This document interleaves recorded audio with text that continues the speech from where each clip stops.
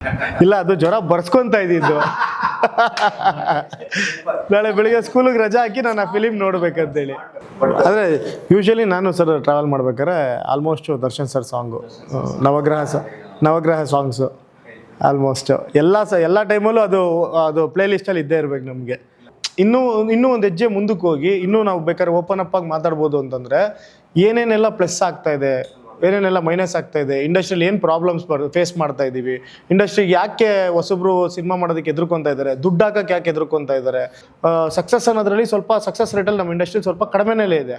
So ಯಾಕೆ ಆಗ್ತಾ ಇದೆ ಹಿಂಗೆ, ಈ ಥರದ್ದೊಂದು ಮೆಚೂರ್ ಟಾಕ್ ಆದಾಗ ನಮಗಿರೋಂಥ ಒಂದು ಎಕ್ಸ್ಪೀರಿಯನ್ಸ್ ಆಗಿರ್ಬೋದು ಅಥವಾ ನಮಗೆ ಬೇಕಾಗಿರೋಂಥ ಒಂದಷ್ಟು ಇನ್ಫಾರ್ಮೇಷನ್ ಆಗಿರ್ಬೋದು, ಎರಡನ್ನೂ ಶೇರ್ ಮಾಡಿಕೊಂಡು ಗಿವ್ ಆ್ಯಂಡ್ ಟೇಕಲ್ಲಿ ಏನಾದ್ರು ಒಂದು ತೊಗೊಬೋದು. ಟಕ್ಕಂದು ಹಿಂಗೆ ಸ್ಕ್ರಾಲ್ ಮಾಡ್ತಾರೆ, ಇವ್ನು ಯಾವ ದೊಡ್ಡ ಪುಡಂಗು ಗುರು, ಇವ್ನು ಮಾತು ನಾವ್ಯಾಕೆ ಕೇಳಬೇಕು ಅಂತ. ಸೊ ಅದನ್ನು ನಾವು ಪ್ರಾಕ್ಟಿಕಲಾಗಿ ತೊಗೊಬೇಕಾಗಿರೋಂಥದ್ದು. ಬಟ್ ಈ ಇಂಟರ್ವ್ಯೂಸು ಇನ್ನೊಂದು ಮತ್ತೊಂದೆಲ್ಲ ಫಾರ್ಮಾಲಿಟೀಸ್ ಮಾಡಲೇಬೇಕು ನಾವು. ದೊಡ್ಡ ಅಸೆಟ್ ಅದು ಟೆಲಿವಿಷನ್ ಎಕ್ಸ್ಪೀರಿಯನ್ಸೇ. ನೀವು 2 ಸೀರಿಯಲ್ ಮಾಡಿದ್ರೆ, ಇದು ನನ್ನ ನಾಲೆಜ್, ಇದು ಒಂದು 2 ಸೀರಿಯಲ್ ಮಾಡಿದ್ರೆ ಒಂದು 10 ಸಿನಿಮಾ ಮಾಡ್ದಂಗೆ, ಇಫ್ ಐ ನಾಟ್ ರಾಂಗ್. ಅಂದರೆ ನಿಮಗೆ ಕಲಿಕೆ, ಗ್ರಹಿಕೆ, ಒಂದಷ್ಟು ಬಂಚ್ ಆಫ್ ನಾಲೆಜು ನಿಮಗೆ ಅದು ಕಲಿಸ್ಬಿಡುತ್ತೆ. ಪ್ರತಿಯೊಂದು ಟ್ರ್ಯಾಕು ಒಂದು ಕತೆ ಹೇಳುತ್ತೆ. ಇವರು ಪ್ರತಿಯೊಂದು ಟ್ರ್ಯಾಕಿಗೂ ಡೈರೆಕ್ಟ್ಲಿ ಇಂಡೈರೆಕ್ಟ್ಲೂ ಕನೆಕ್ಟ್ ಆಗಿರ್ತಾರೆ ಅಲ್ವಾ. ಈ ಸಿನಿಮಾ ಅಂತ ಬಂದಾಗ ಶರತ್, ನಿಮಗೆ ತುಂಬ ಡಿಸ್ಟರ್ಬ್ ಮಾಡಿದಂಥ ಸಿನಿಮಾಗಳು, ಫಾರ್ ಎಕ್ಸಾಂಪಲ್ ಗುರು ಇಂಥದ್ದೊಂದು ಸಿನಿಮಾ ಮತ್ತೆ ನಮ್ಮಲ್ಲಿ ಬರಲಿಲ್ಲ ಗುರು, ಆ ಥರದ್ದು ಅಂದರೆ ನಿಮ್ಗೆ ತುಂಬ ಕಾಡುತ್ತೆ ಆ ಸಿನಿಮಾ, ಆ ಥರ ಸಿನಿಮಾ ಯಾವುದು? ಸಂಯುಕ್ತ, ಸೂಪರ್. ಶಿವಣ್ಣ ಅವ್ರದ್ದು ಒಂದು ಸಂಯುಕ್ತ ಒಂದು ಕತೆ ನನಗೂ ಹೇಳ್ತೀನಿ, ಸಾಕಾಗಿದೆ. ನಿಮ್ಮ ಪಾಯಿಂಟ್ ಆಫ್ ಹೇಳಿ. ಎಸ್, ಅದು ನಾನು ಅವಾಗ ಸ್ಕೂಲ್ ಡೇಸಲ್ಲಿ ಇರ್ತಾಯಿದ್ದೆ. ಸ್ಕೂಲ್ ಡೇಸಲ್ಲಿ ಇರ್ಬೇಕಾದ್ರೆ ಉಷಾ ಚಾನಲ್ ಅಂತ ಬರ್ತಿತ್ತು ಉದಯ ಜೊತೆಯಲ್ಲಿ. ಅದರಲ್ಲಿ ಏನಂದರೆ ರೆಗ್ಯುಲರ್ ಮೂವೀಸ್ ಹಾಕೋರು. ಸೊ ಇಂಗ್ಲಿ ದಿನ ಅಡ್ವರ್ಟೈಸ್ಮೆಂಟ್ ಬರೋದು, ನಾಳೆ ಬೆಳಿಗ್ಗೆ 9 ಗಂಟೆಗೆ ಈ ಶೋ, 11 ಗಂಟೆಗೆ ಈ ಶೋ ಅಂತ. ಸಪೋಸ್ ಏನಾದರೂ ಒಂದು 10 ಗಂಟೆ 11 ಗಂಟೆ ಮೇಲೆ 12 ಗಂಟೆ ಮೇಲೆ ಆ ಥರದ್ದು ಯಾವ್ದಾರ ಟೈಮಿಂಗ್ಸಲ್ಲಿ ಏನಾದರೂ ಸಂಯುಕ್ತ ಅಂತ ಸಿನಿಮಾ ಬಂದರೆ ಇಂಗ್ಲಿ ದಿನ ನೈಟ್ ನನಗೆ ಜ್ವರ ಬರೋದು. ಅಬ್ಬಬ್ಬಾ. ನಾಳೆ ಶಿವಣ್ಣ ಒಂದು ಫೋನ್ ಮಾಡ್ತೀನಿ ನಾನೀಗ. ಶಿವಣ್ಣ ನೀವು ಈ ರೇಂಜಲ್ಲಿ ಕಟ್ಟಾಗಿ ಕೊಟ್ಟಿರ. ಇಲ್ಲ, ಅದು ಜ್ವರ ಬರ್ಸ್ಕೊಂತ ಇದ್ದಿದ್ದು. ನಾಳೆ ಬೆಳಿಗ್ಗೆ ಸ್ಕೂಲಿಗೆ ರಜಾ ಹಾಕಿ ನಾನು ಆ ಫಿಲಿಮ್ ನೋಡ್ಬೇಕಂತೇಳಿ. ಅದು ಟೆಲಿಕಾಸ್ಟ್ ನಾನು ಸಂಯುಕ್ತ ಸಿನಿಮಾ ಇದ್ದಾಗ ಅದು ಎಷ್ಟೊತ್ತಾದ್ರೂ ಆ ಒಂದು ಮೂವಿನ ಇವತ್ತಿಗೂ ನಾನು ಜಾಸ್ತಿ ನೋಡ್ತೀನಿ. ಆ ಬಿಗಿನಿಂಗಿಂದ ಶಿವಣ್ಣವ್ರ ಪರ್ಫಾರ್ಮೆನ್ಸ್ ಆಗಿರ್ಬೋದು ಅಥವಾ ಸಸ್ಪೆನ್ಸ್ ಆಗಿರ್ಬೋದು, ಆಮೇಲೆ ಬಾಲರಾಜ್ ಸರ್ದು ಆ್ಯಕ್ಚುಲಿಯಾಗಿ ತುಂಬ ಚೆನ್ನಾಗಿ ಆ್ಯಕ್ಟ್ ಮಾಡಿದ್ದಾರೆ. ಆಮೇಲೆ ಗುರುದತ್ ಸರ್ ಏನು ಸ್ಮಾರ್ಟ್ ಆಗಿದ್ದಾರೆ ಅವಾಗ, ಆ ಸಾಂಗ್ಸ್ ಆಗಿರ್ಬೋದು, ಆ ಒಂದು ನರೇಷನ್ನು ತುಂಬ ಬ್ಯೂಟಿಫುಲ್ ಆಗಿ. ಆ ಥರದ್ದು ಒಂದು ಸಿನಿಮಾ ಇತ್ತೀಚೆಗೆ ಉಶ್ ಬಂತು, ಬಟ್ ಅದು ಡಿಫ್ರೆಂಟ್ ಪ್ಯಾಟರ್ನಲ್ಲಿ ಬಂದಿತ್ತು. ನರೇಷನ್ ಕೂಡ ಬೇರೆ ಥರ ಇತ್ತು. ಬಟ್ ಸಂಯುಕ್ತ ಅಂತ ಸಿನಿಮಾ ಕನ್ನಡದಲ್ಲಿ ಯಾವುದು ನೋಡ್ದಂಗೆ ಆಗಲಿಲ್ಲ ನಾನು. ಅಂದರೆ ಒಂದು ಬೈಕ್ದೊಂದು ಇಂಟರ್ವ್ಯೂ ಮಾಡಿದ್ವಿ ನಾವು. ಆ್ಯಕ್ಚುಲಿ ಸಂಯುಕ್ತದಲ್ಲಿ ಶಿವಣ್ಣ ಓಡಿಸಿದ ಬೈಕು ಇವತ್ತಿಗೂ ಇದೆ. ಇವತ್ತಿಗೂ RX100 ಅದು. ಎಸ್, ರಾಜರಾಜೇಶ್ವರದಲ್ಲಿ ಒಂದು ಮನೇಲಿದೆ. ಅದನ್ನು ತುಂಬ ಭದ್ರವಾಗಿ ತುಂಬ ಚೆನ್ನಾಗಿ ಅವರು ಕಾಯ್ಕೊಂಡಿದ್ದಾರೆ. ಅದ್ರದ್ದೊಂದು ಸುಮ್ಮನೆ ಆ ಬೈಕ್ದೇ ಒಂದು ವಿಶೇಷ ಸೆಗ್ಮೆಂಟ್ ಮಾಡಿ ಹಾಕಿದ್ವಿ. ನೀವು ನಂಬಲ್ಲ, 3 ಲಕ್ಷ ಹೋಗ್ಬಿಡ್ತದು ಬೈಕ್ದು. ಇದನ್ನು ಒಂದ್ಸಲಿ ಶಿವಣ್ಣ ಸಿಕ್ಕಾಗ ಹೇಳಿದ್ವಿ. ಶಿವಣ್ಣ ಏನು ಗೊತ್ತಾ, ಒಂದ್ಸಲ ತೊಗೊಂಬರ್ರ ಆ ಬೈಕ್, ಒಂದು ರೌಂಡ್ ಬೆಂಗಳೂರು ರೌಂಡ್ ಹೊಡೆದ್ಬಿಡ್ತೀನಿ ನಾನು. ಅಂದರೆ ಬೈಕ್ ಎಷ್ಟು ಮ್ಯಾಟ್ರ್ ಆಗುತ್ತೆ ಅಂದರೆ, ಸಂಯುಕ್ತ ಸಿನಿಮಾ ಗೆದ್ದಿರೋದ್ರಲ್ಲಿ ಶಿವಣ್ಣ ಡೈರೆಕ್ಟ್ರು, ಮ್ಯೂಸಿಕ್ ಡೈರೆಕ್ಟ್ರು, ಎಡಿಟರು, ಪ್ರೊಡ್ಯೂಸರ್ ಎಷ್ಟು ಇಂಪಾರ್ಟೆಂಟು, ಇವನ್ ಆ ಬೈಕ್ ಕೂಡ ಇಂಪಾರ್ಟೆಂಟು. ಆ 3 ಬೈಕಲ್ಲಿ ಆ 2 ಬೈಕ್ ಇಲ್ಲ. ಈಗ ಶಿವಣ್ಣ ಓಡಿಸಿದ ಬೈಕ್ ಮಾತ್ರ ಇನ್ನೂ ಇದೆ ಅಲ್ವಾ. ಅಂದರೆ ಜಸ್ಟ್ ಒಂದು ಎನರ್ಜಿ ಪಾಸ್ ಆಯಿತು ನನಗೆ. ಇಲ್ಲ, ಅದು ಅದರಲ್ಲಿ ಒಂದು BGM ಇದೆ ಗೊತ್ತಾ, ಅವರು ಹುಡ್ಕಕ್ಕೆ ಹೋದಾಗ ಆಮೇಲೆ ton ton ton ton ton ton ton ton ಅಂತ ಹೋಗ್ತಾನೆ ಇರುತ್ತೆ. ಅದು ಆ ದೆವ್ವ ಬಂತು ಅಂತಂದಾಗ ಇವರೆಲ್ಲ ಮರೆಯೋಕ್ಕಾಗಲ್ಲ. ಅದು ಸಖತ್ತಿದೆ, ಅದು ಬ್ಯೂಟಿಫುಲ್ ಆಗಿದೆ. ನಿಮಗೆ ತುಂಬ ಇವತ್ತಿಗೂ ಗುರು ಆ ಸಿನಿಮಾ ಗುರು ಎಕ್ಸ್ಟ್ರೀಮ್ ಲೆವೆಲ್ ಎನರ್ಜಿ ಅಂತ ಆ ಥರ ಪರ್ಟಿಕ್ಯುಲರ್ ಸಿನಿಮಾಸ್ ಅಂತ ಮೆನ್ಷನ್ ಮಾಡಲ್ಲ.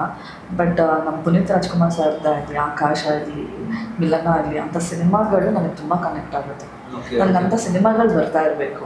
ನಾಟ್ ಓನ್ಲಿ ಗುಡ್ ಸಿನಿಮಾ, ಈಗ ಸುದೀಪ್ ಸರ್ದೇ ಆಗಲಿ, ಮುಸ್ಸಂಜೆ ಮಾತು, ಆಲ್ ಮೀನಿಂಗ್ಫುಲ್ ಸಿನಿಮಾಸ್ ನನಗೆ ತುಂಬ ಕನೆಕ್ಟ್ ಆಗುತ್ತೆ.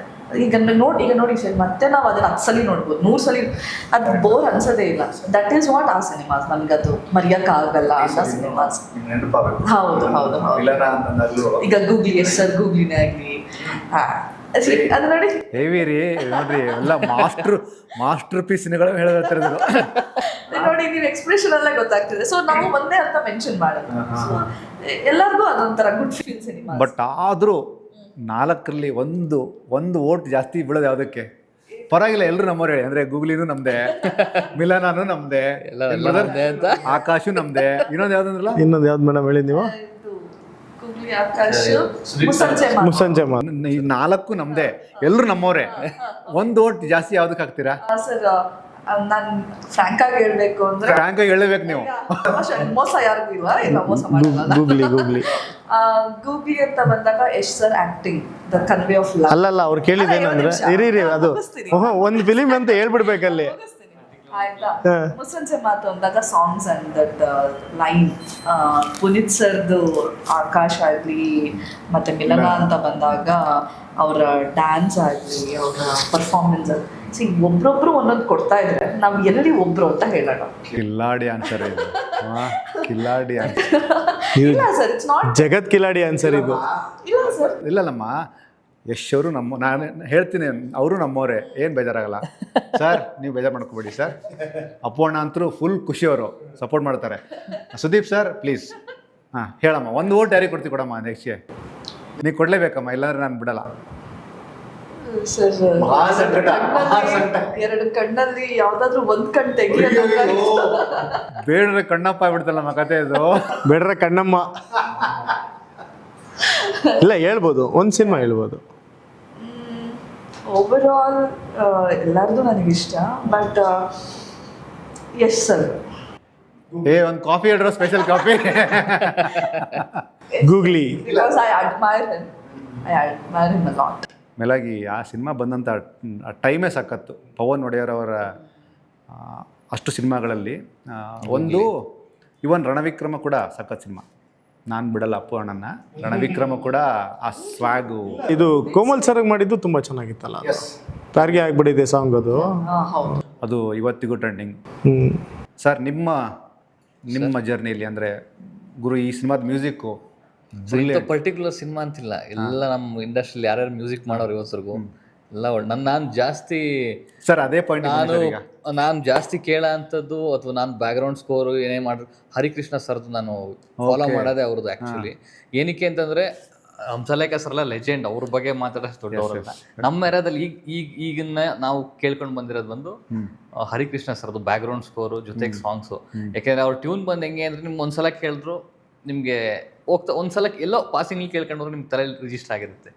ಸೊ ಆ ಥರ ಬಂದ್ಮೇಲೆ ಅವ್ರ ಬ್ಯಾಕ್ಗ್ರೌಂಡ್ ಸ್ಕೋರ್ ಮಾಡೋ ರೀತಿ ಅದು ನಂಗೆ ಭಾಳ ಇನ್ಸ್ಪಿರೇಷನ್ ಅವ್ರದ್ದೆಲ್ಲ ಸಿನಿಮಾನು ಅಷ್ಟೇ. ಬಟ್ ತುಂಬ ಗುರುಗುವಂಥ ಒಂದು ಸಾಂಗು ಅಂದರೆ ನೀವು ಲೂಪಲ್ಲಿ ಓಡ್ತಾ ಇರ್ತದೆ when you are driving something ಆ ಥರದ.